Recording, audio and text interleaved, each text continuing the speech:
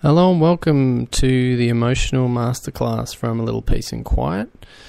Thanks for joining me tonight. I hope you really enjoy it. Before I do get started, I just want to acknowledge that I'm broadcasting live from Jara land tonight and to pay my respects to elders past and present, to all Aboriginal people that might be listening and all First Nations people around the world.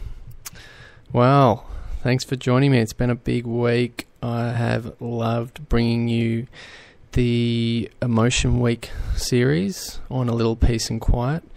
And tonight, I just really want to dive a bit deeper into some of the stuff that we've been covering over the week.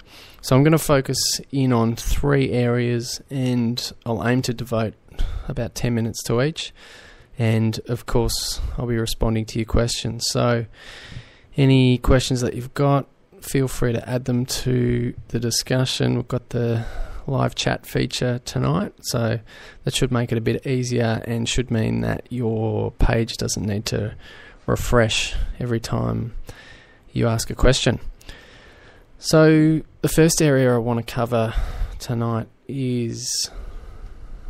Sorry, I was just checking that I was broadcasting. So the first area I want to cover tonight is kind of the base from which we start with all this emotional stuff when it comes to mindfulness, and that is total allowfulness. So allowing emotions to be exactly as they are. And I wanted to touch on that in a little more detail because I had plans to add that to the podcasts, and when I recorded the podcast I was planning to add it into on day 2, it didn't quite make it in. It jumped out of my mind. But what I want to look at tonight is how trying to control our emotions leaves us at their mercy, and how when we stop trying to control emotions, how that brings so much freedom. So in my book, Mindfulness Plain and Simple. I just forgot the title for a second, but don't worry about me. In my book, Mindfulness Plain and Simple, I talked about this paradox where when you try to control your emotions, they end up controlling you, because when you're trying to control your emotions, you end up doing things to try and get rid of them. So you end up resorting to what I call avoidance behaviours to try and get rid of, change, or do something about those emotions. And the things that we do to try and get rid of them, of course, are usually things that we don't like doing. You know, things like eating when we don't want to eat, or drinking when we don't want to drink, or numbing out and watching TV when we'd rather be doing something that we actually like. So when we learn to actually dive into emotions instead, things really start to change. And for me, I probably spent, probably from when I was young, I don't know what age, but up until I was probably 22, 23 years old, I spent that time avoiding emotions. So it started with probably fairly healthy things like sport and maybe a bit of TV, maybe eating when I was bored. And when I was about 16 and discovered the joys of alcohol, that became the way to get rid of emotions. So whenever I was bored on a Friday night, Saturday night, whatever, I'd just go out drinking. And what I found was I actually, in hindsight, I learned how to suppress emotions, for 5 days a week pretty much, and then just kind of let it all out, or just let loose on the weekend, on a Friday night. And when I did that, I ended up with this kind of emotion debt in some ways, where I had all these emotions that I hadn't dealt with that were just kind of floating around. So when I actually started to dive in and explore those emotions, what I always seemed to find was that what I thought I was kind of pissed off about to start with, it it turned out there was all this depth and different layers too. So I might be frustrated because someone hadn't listened to me, which is one of the things that I still get frustrated with. But when I dived into it, it would be like someone hadn't listened to me for years and years and years, and there was all this old stuff coming up. I just noticed Jen's joined us, so welcome along, Jen. We've got the chat box down below, so feel free to add your questions and comments. So when I started to delve into this stuff, I had this kind of 15-year debt of all these emotions that I hadn't dealt with. And so I decided, because I don't do things in halves, that I'd just dive straight into it and spend as much time as possible just feeling these emotions. I was into meditation at this stage, but I hadn't really heard of mindfulness. But what I did was what I now call total allowfulness. I just dived into those emotions and just said, give me whatever you got for as long as it takes. I want to know what's going on in there. And what those emotions started out as really scary, and it was not a fun process at all. It was pretty, I felt like it was pretty horrible a lot of the time. But what I found over time was those emotions became less scary, and then they became kind of pretty okay. And what I realised was that those emotions that I thought were like these, spiky demons that were hiding inside me, they turned out to be these kind of crying little children who just needed some attention and tender loving care.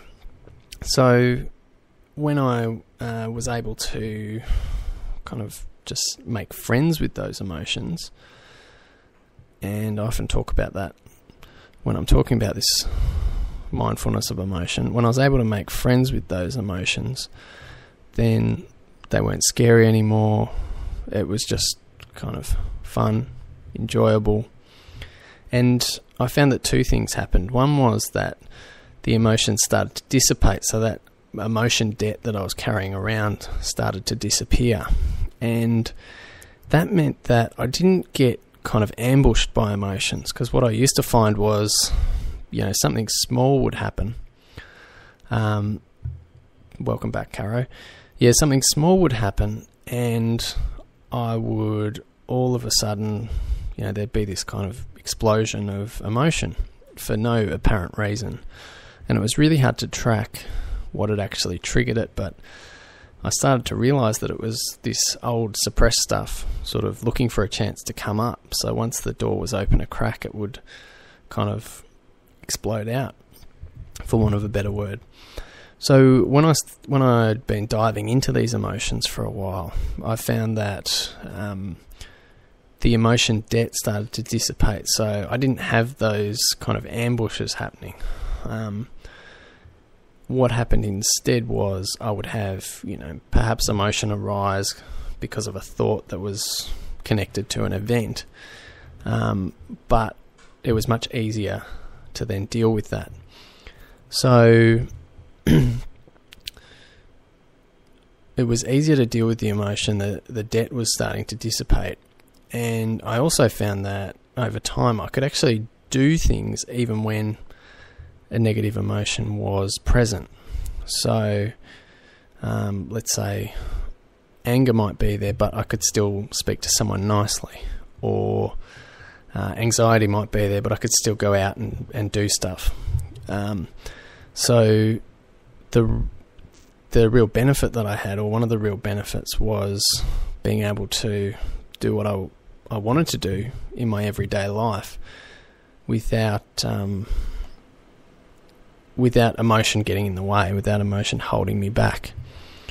And I can see people dropping in and out a little bit on the list of who's listening. So if there's some website problems causing that, my apologies. I'm not sure what it would be, but I'm hoping your access is okay.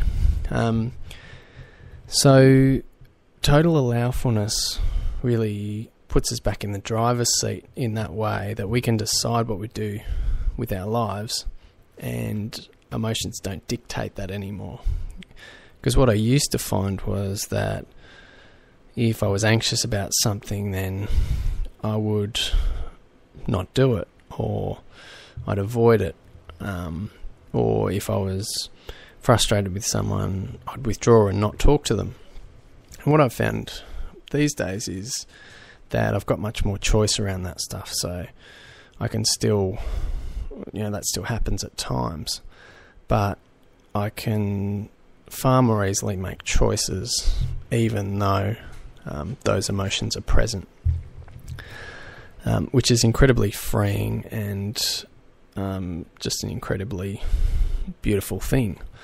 When you can feel really nervous and anxious and still stand up and talk in front of a group of people, it's fantastic. Whereas what I thought was, when I started practicing was I'll never have any of these emotions again. Thanks, Janet. That's very kind of you. I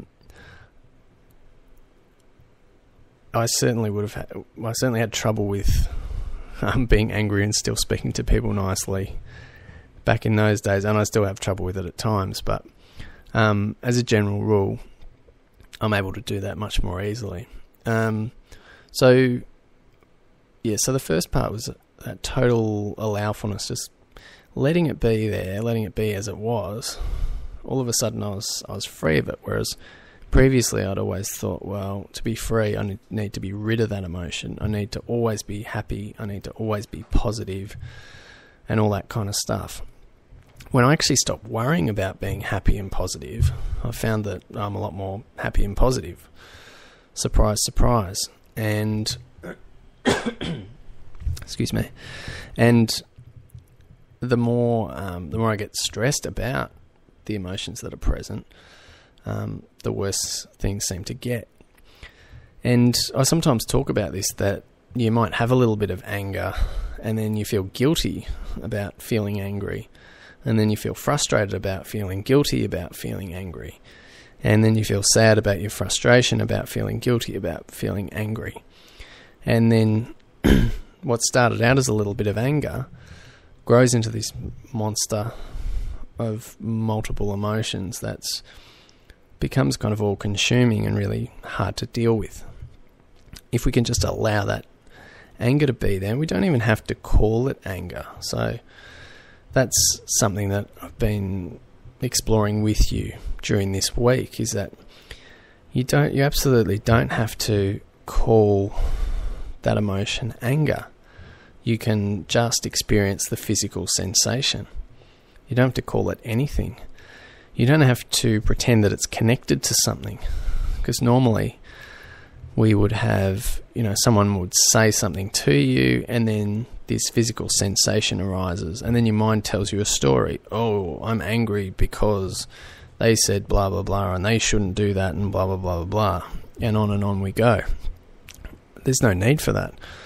You can just sit there and experience that physical sensation of, elevated heart rate, of energy moving through your body. You can totally allow that to be there.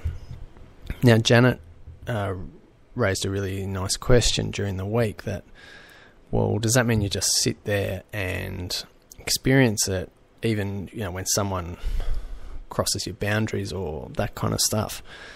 And, well, the answer to that is maybe, because if we start with total allowfulness, then let's say someone crosses your boundaries and that feeling arises. You go find some space and you sit with that feeling when you can. Now, obviously, you can't always go and find some space straight away, and as you practice this, you'll learn to kind of do it on the run. But however you do it, you find some space, you sit with that feeling. Okay, so we're sitting with the feeling, we're noticing what's going on inside. The next thing is breaking the drama. So we talked about that on day 3 of Emotion Week, where we actually broke the connection between the physical sensations and the story of what happened. Because that story of what happened is going to feed the physical sensations. It's going to build a story of what I've got to do, what's going to happen next. And as that story builds, of course, the emotion builds in relationship with it. And then as the emotion builds and the story gets bigger, so the two just snowball off each other till you get this massive thing. So, and that's the technical term, by the way. So you get this massive thing inside you, and then of course it's confusing, and of course you feel like I've got to say something and do something and protect myself and do this and do that. So after those, let's say your boundaries are being crossed, you totally allow, and you break that connection. So every time you get lost in the story, and you got to watch for this, but it's pretty obvious. As the more you watch it, it gets pretty obvious when it's happening. I'm getting lost in the story. And one thing that will tell you is that you'll get more stressed. You'll feel that stress increasing as you get lost in that story. So whenever you're getting lost in the story, then you come back to the sensation. Come back to the sensation over and over and over again. When you're back with the sensation, then you just allow it. You let it process. And once you're in that space, you can come to what we looked at on day 4 of Emotion Week, which is noticing what else is happening. Because those emotions will start to seem like the only thing happening in the world sometimes. When we know that there's a million other things happening right now. You're breathing, you're sitting, you're standing, you're looking, there's light around you, there's dark around you, whatever. But if you look around you right now, there's so many things happening just where you are now that it would take you your whole life to describe every single one of them. But when we get lost in the emotion, it seems like that's all there is. So once that emotion is separated, or once we've broken the connection between the story and the emotion, I call that breaking the drama, because drama equals emotion plus story. Just story on its own is just a story, if you know that that's what it is. Just emotion on its own is just a sensation. Now you put the two together and you've got drama. And you look around you and you'll see it everywhere. Thanks, Carolyn. That's very nice of you. So we break that drama. And then we notice what else is happening. And all of a sudden, there's a physical sensation there. Okay? There's maybe a story that's playing itself out that might be quite funny. Most dramas are pretty funny if you're not hooked into them. You watch a soap opera that you're not hooked into, and you will piss yourself laughing. You watch one that you're hooked into, and your heart will be racing, and you'll be hanging on every word that's said. So there's a story playing, there's some sensations arising, and what else is happening? Okay, there's the breath. Okay, there's some sounds. You're getting kicked off every time you pick up your drink. I think someone's trying to tell you something, Carolyn. Keep your computer still. Good advice. So you break the drama. You notice what else is happening, and when you notice what else is happening, that's a great step into being able to go out into the world and just do whatever you want to do. So once you've broken that connection, if you, let's say we're using the example of someone crossing your boundaries, once you've broken that connection, you can take action out of feeling calm. So and that doesn't mean you're totally serene and peaceful. There might still be, some churning inside or that kind of thing. But when we take action, we're taking action from a place of calm or relative calm. So we'll know that it's the right action to take. When we take action out of anger, out of frustration, out of sadness, out of guilt, or out of fear, well, we know what happens. It never quite works out. If we take action out of calm, out of peace, then we can be pretty confident that things are going to go okay. So that might be that you need to talk to someone, or that might be that actually you allowed your boundaries to be crossed and you realise what you'll do different next time. But it brings you back to that place of calm and peace and contentment, so that you can then go out into your everyday world. And even if there's still some emotion kicking around, that you can get out and do what you want to do today. So the emotion's not running your life, even if it's there.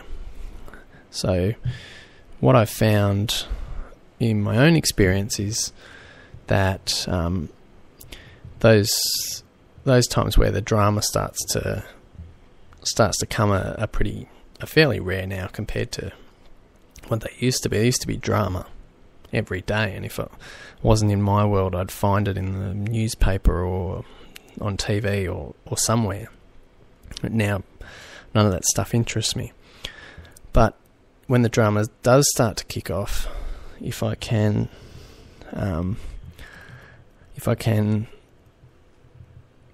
just allow myself to sit with that emotion, if I can break the drama, and if I can then notice what else is going on, then I can just go out into the world, enjoy myself, enjoy what I'm doing, notice everything that's happening. Well, not everything, but notice a much more rich picture of what's happening right now, without getting caught up in that drama, which is always from the past.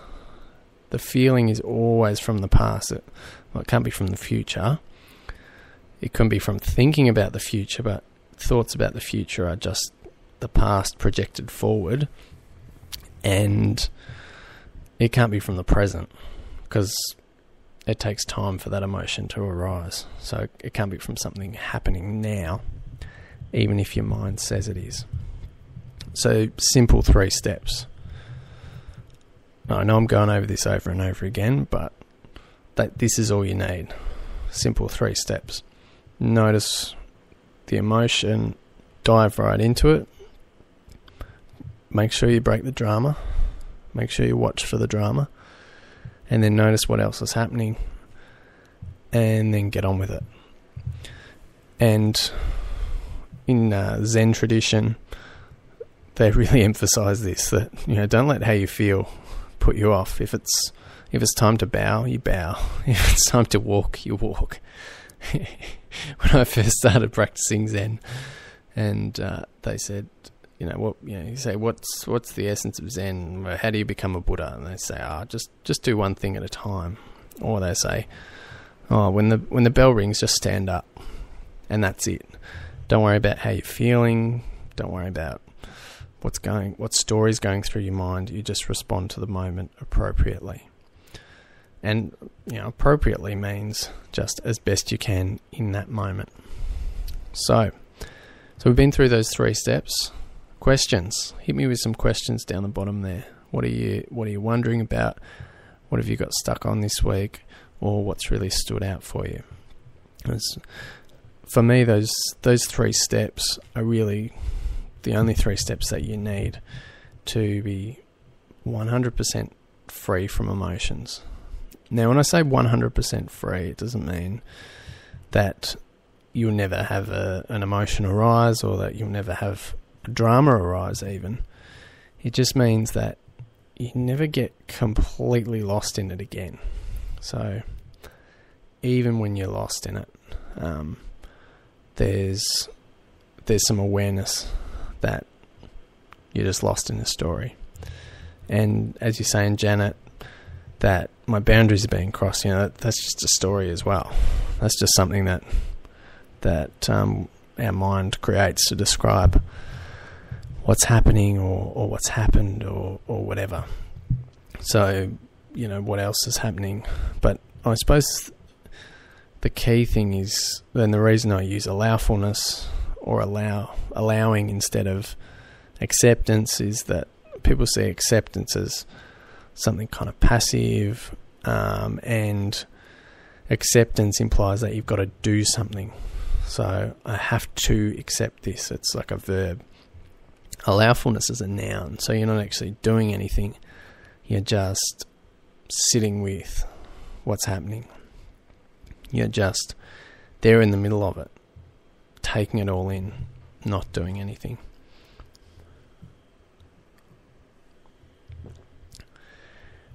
The last part of Emotion Week was about diving in deep and really, so we've talked about that tonight, but when you really dive in deep into one emotion and you just really explore it and you jump into it so intensely that it's like you could sit in that forever.